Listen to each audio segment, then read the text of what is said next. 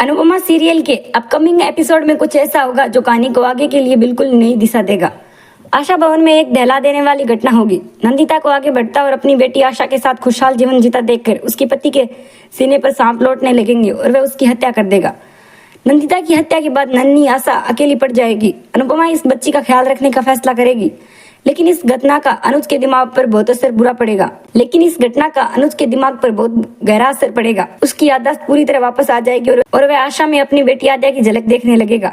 आद्या के जाने से अनुज की जिंदगी में जो खालीपन आया था वो आशा की वजह से भर जाएगा और वह धीरे धीरे वापस अच्छा होने लगेगा। अनुपमा भी अनुज को आशा के साथ ज्यादा से ज्यादा वक्त बिताने देगी, क्योंकि इससे उसे फीलिंग में मदद मिल रही होंगी। नंदिता के घर वाले उससे पहले ही नाराज है, इसलिए कोई उसे लेने नहीं आएगा।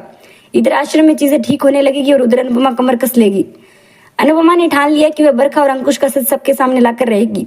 इतना ही नहीं, वो दोनों को उनके लिए किए की सजा भी देना चाहती है। इसके अलावा अनुपमा आद्या की तलाश में अपनी जान लगाने के लिए तैयार है। अनुज की मानसिक हालत बिगड़ने के बाद अकेली पड़ चुकी अनुपमा को देविका की वजह से मदद मिलेगी और अपनी दोस्त की मदद से वो हर मुश्किल का सामना करने के लिए तैयार है।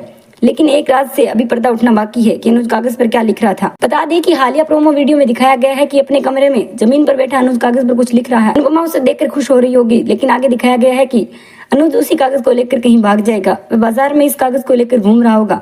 जहां तक नंदिता की हत्या का सवाल है, तो हाल ही में दिखाया गया है कि वह आश्रम में रहकर ही कोई जॉब करने का मन बना रही है और उसके पति को जब दिखाई पड़ेगा कि नंदिता आश्रम में लगातार बेहतर जिंदगी की तरफ बढ़ रही है तो उससे रहा नहीं जाएगा।